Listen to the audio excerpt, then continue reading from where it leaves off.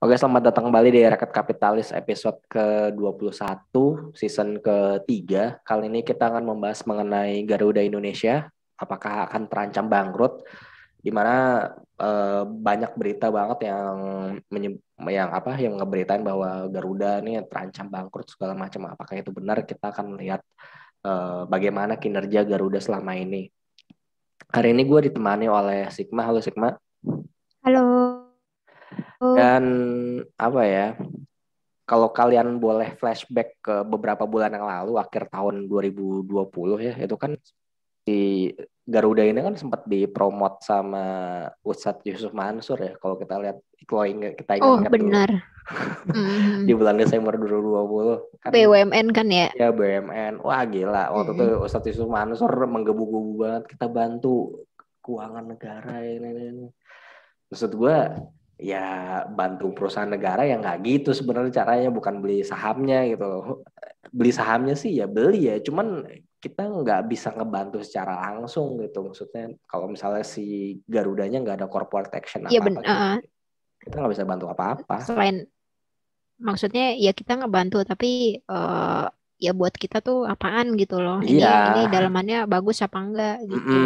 Nah, kita pun sebagai investor kan juga perlu tahu ya ini perusahaannya bagus apa enggak gitu. Nah, Mhm. untuk ngelihat itu kan kita perlu lihat juga dari kinerja bulanan operasionalnya tuh kayak gimana untuk Garuda Indonesia gitu. Nah, kalau kita lihat di sini laporan operasi Garuda, kalau kita lihat penumpang yang diangkut dari year to date 2020 Maret sampai year to date Maret sampai Maret 2020 sama dibandingin sama year to date Maret 2021 itu penumpangnya Oh, turun 54,51%. Dari sebelumnya 6 juta penumpang jadi tinggal 2,754 penumpang gitu yang diangkut oleh si Garuda Indonesia. Kan cargo carried juga ini ton ya, dari 69.000 ton menjadi sorry 69.000 ton menjadi 77.309 ton. Itu naik 11,47%. Naik sih kalau kargonya ya. Mungkin kargonya naik juga karena banyak pesanan untuk apa? Kan banyak juga orang jadi sekarang beli online segala macam. Itu juga mungkin juga salah satu yang mempengaruhi dari kargonya si Garuda Indonesia jadi naik ya. Gue sih mikirnya di situ. mhm. Mhm. Nah, terus ASK, ini ASK available seat per kilometer ya. Kalau gua nggak salah. Jadi available seat kilometer ini adalah seberapa besar kapasitas kursi yang bisa disediakan oleh si Garuda Indonesia per kilometernya. Kalau kita lihat di sini dari sebelumnya di year to date sampai Maret 2020 yang kursi yang tersedia Ini itu berarti sekitar Q1 kan ya? Q1 12 Ah, miliar oke. 444 juta. Sedangkan di year to date sampai Maret 2021 itu hanya tinggal 8 miliar 111 juta. Jadi turun sekitar 34,83%. Kenapa sih kalau pesawat itu bilangnya ASK gitu? ASK apa? Available seat per kilometer. Soalnya si pesawat itu dia menghitung berapa sih kapasitas kursi yang tersedia bila dia berangkat kalau misalnya dari kota A ke kota B itu kan biasanya dia hitungnya per kilometer itu. Mhm. Nah per kilometer tuh berapa yang bisa dia sediain kursinya buat ngangkut penumpang gitu loh. Nah makanya itu penting bagi perusahaan airlines tuh, pentingnya di situ. Terus ada lagi namanya RPK. Apalagi nih RPK nih? RPK itu udah revenue per kilometer. Jadi si pendapatannya si Garuda Indonesia ini dari kilometernya ini berapa gitu. Nah, kalau kita lihat RPK-nya ini turunnya jauh banget ya, dari 7,7 miliar per kilometernya tinggal 2,67 miliar per kilometernya atau turun sekitar 65,63%. Jadi lumayan turunnya lumayan jauh banget kalau untuk ukuran Garuda Indonesia karena memang ada lockdown, ada PSBB, ada pengurangan kapasitas penumpang sampai 50%. Ini juga yang buat mempengaruhi operasi dari Garuda Indonesia. Gue mungkin bahas sampai situ aja ya, karena di belakang masih ada bahasan lagi kenapa si Garuda Indonesia ini terancam bangkrut. Selanjutnya kita bahas mengenai revenue-nya si Garuda Indonesia. Kalau kita lihat revenue-nya memang dari tahun ke tahun dari 2016 sampai 2019 itu masih naik. Cuman di 2020 tuh tinggal 917 miliar juta dolar ya untuk revenue-nya si Garuda Indonesia. Kemudian dari operating profit sampai net profit-nya tuh udah mengalami kerugian semua, jadi udah nggak ada untungnya. Dan kalau kita lihat di sini equity-nya minus 456 juta dolar. Jadi Udah nggak ada modal ya. iya udah nggak ada modal, udah diefisiensi sebenarnya. Dan utang berbunganya itu sekitar 1,5 juta US dollar. Tapi ini utang berbunga ya, bukan utang yang utang kepada pemasok, utang pada supplier segala macam itu belum termasuk. Dan kalau kita lihat book value-nya itu minus 255 rupiah per lembar sahamnya. Dan PBV-nya minus 1,07, PBV-nya minus loh. PI-nya minus 0,46. Aduh, ya. Kemudian ROI-nya minus 10%, market cap sekarang tinggal 7,09 triliun. Waktu dipromot sama Yusuf Mansur sih harganya masih 400-an ya, Maya. Hampir 500 malah waktu itu. Iya, iya normalnya 300-an kan. Iya, sekarang udah tinggal 274 untuk dari Garuda Indonesia. Nah, sekarang gimana kan dibilang emang benar mau bangkrut. Kalau kita lihat di sini ya sebenarnya sih udah terlihat dari tahun 2020 ya. Kalau kita lihat total liabilities-nya si Garuda Indonesia tuh naik dari 3,7 juta dolar menjadi 10,36 juta dolar.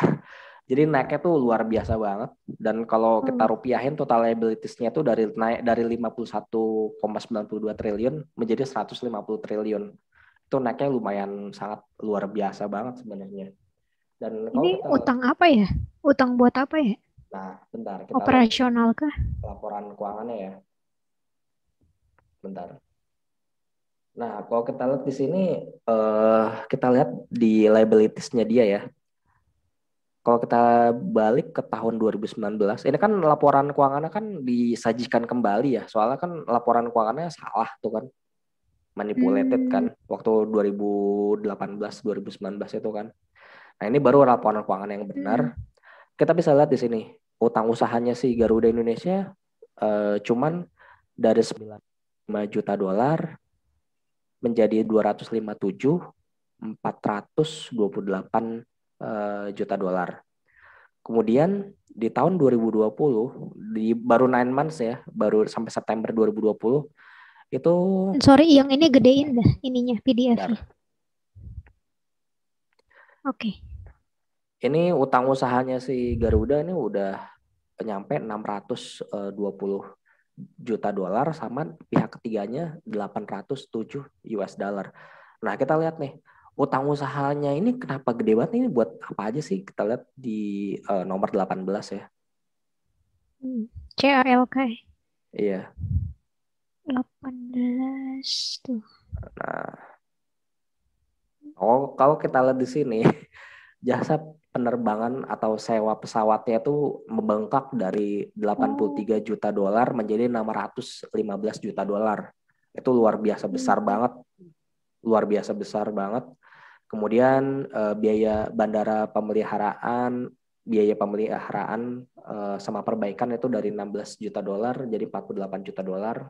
Jasa boga yaitu untuk makanan di pesawat ya dari 21 juta dolar jadi 29. Umum dan administrasi itu dari 7 juta dolar jadi 24 juta dolar.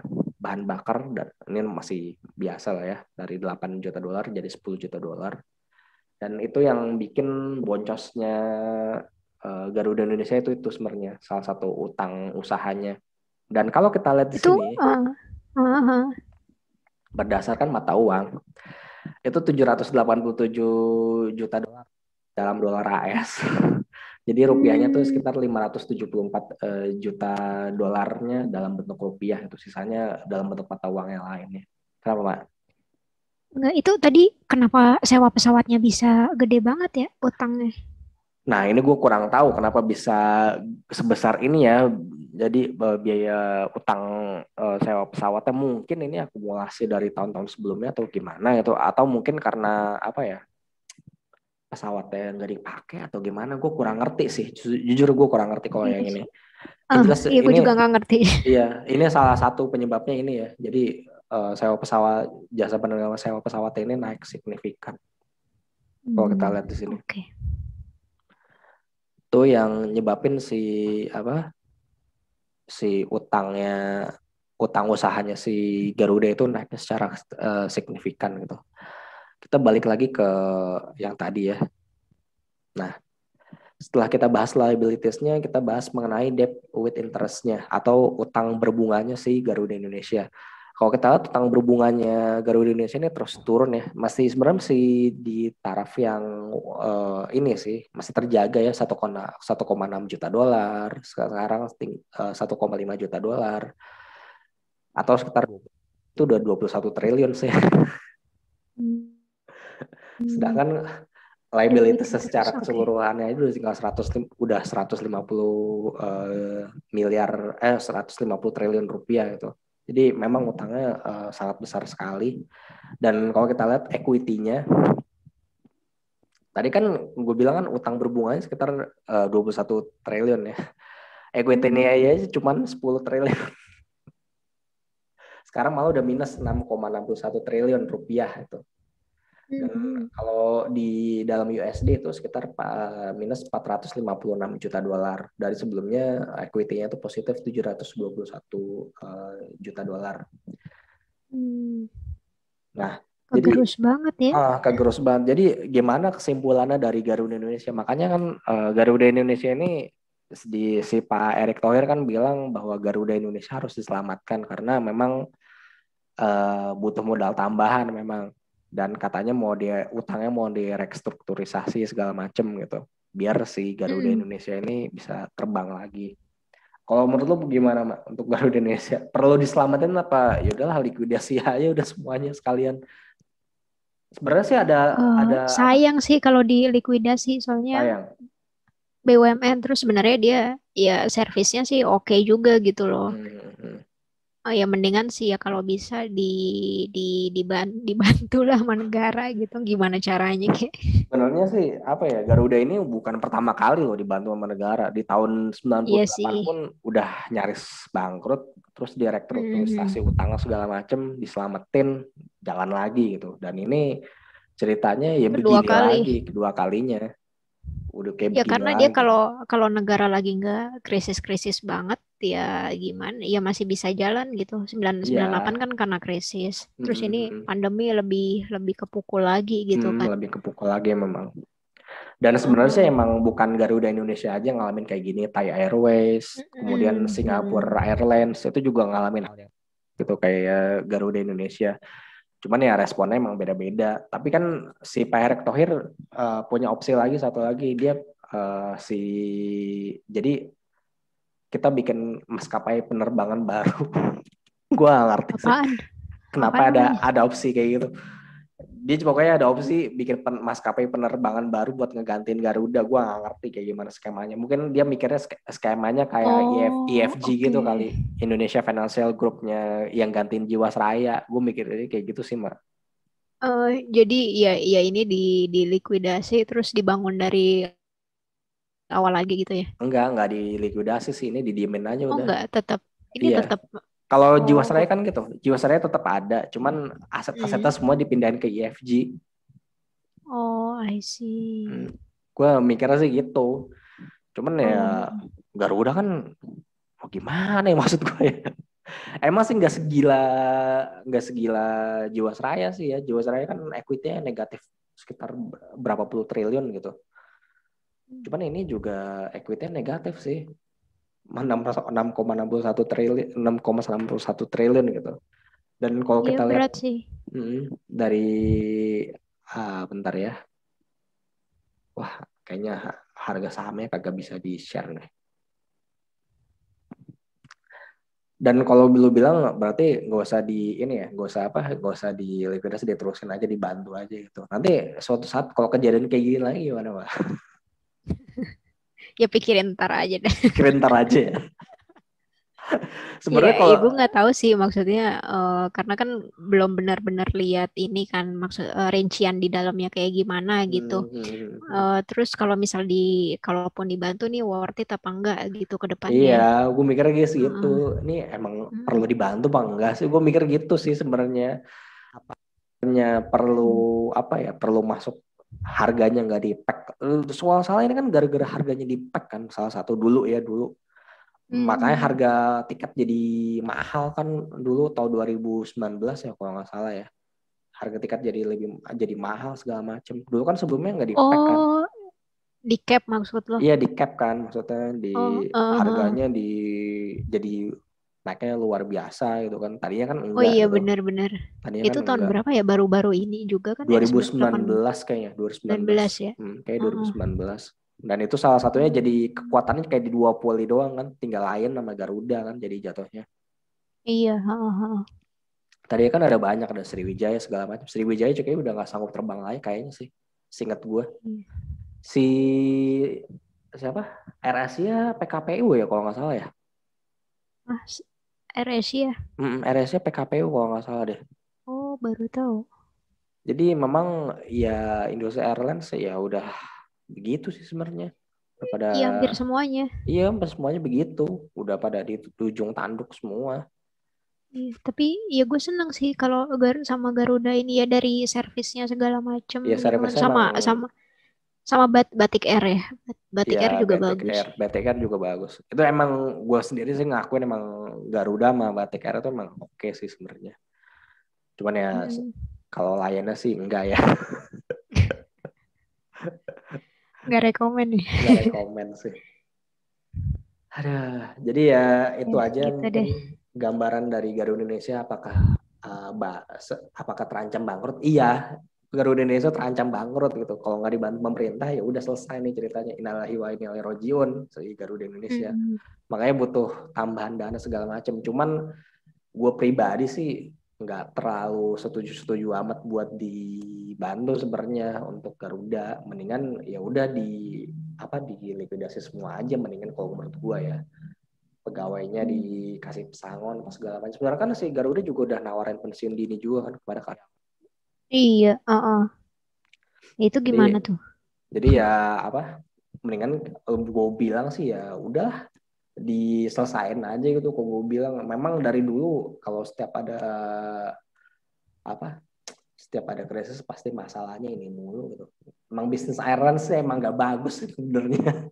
Kau boleh jujur. Iya, ya kalau lagi apa namanya? Apa sih namanya pariwisata naik ya dia Iya, bagus juga gitu. emang sebenarnya bisnisnya nggak begitu bagus kecuali mungkin entah di masa depan ada suatu teknologi yang bisa nekan cost-nya si pesawat, mungkin bisa beda cerita ya. Iya, ini pesawatnya juga dia mau kurangin setengah kan? Iya, atau mungkin Hmm. ganti teknologi jadi hyperloop mungkin. Gimana tuh? Hyperloop pernah dengar nggak lo hyperloop? Belum, belum. Hyperloop tuh kayak apa ya? Sebenarnya buat idenya sih dari Elon Musk sih. Cuman Hmm. ya dia kayak semacam kereta dalam tabung gitu, Mak. Ah, oke. Dia kereta dalam tabung tapi dia nggak nyentuh ke tanah, dia pakai magnetik gitu. Jadi dia didorongnya bisa kecepatannya tinggi banget. Bisa nyampe lebih dari Oh, 500, wow. lebih dari Kayak 500. kayak di film-film gitu ya. Iya, kayak di film-film gitu. Bisa lebih dari 500 kilometer per jam kalau nggak salah. Ah. Itu yang sebenarnya masa Kemarin gue depan. juga lihat tuh maksudnya, iya teknologi, iya transportasi sih ntar bakal lebih canggih lagi gitu. Iya, itu sebenarnya masa depan tuh itu sebenarnya. Kalau gue bilang sih itu ya. Mungkin Hmm. COVID-19 ini salah satu pertanda bahwa bisnis airlines mungkin akan selesai dalam beberapa belas tahun mendatang atau puluhan tahun mendatang itu akan selesai. Gue nggak ngerti sih. Tergantung gimana kemajuan dari Hyperloop aja. Kayak mobil biasa aja lah. Mobil bensin kan sekarang ya udah mulai terancam sama Iya, mobil listrik apa segala macem gitu. iya terus Mobil itu terjangkau atau enggaknya juga sih ya. iya, tiketnya murah apa enggak? Kalau misalnya tiketnya bisa ditekan sih, wah udahlah pesawat mah selesai ceritanya. Kok gue bilang, Iya menarik sih. kalau si Hyperloop bisa lebih cepat dari pesawat ya buat apa dia naik pesawat kan jatuhnya jadinya. Hmm. Cuman ya Someday lah itu. itu someday Berapa banget sih. dekade Ya, setelah ini kan.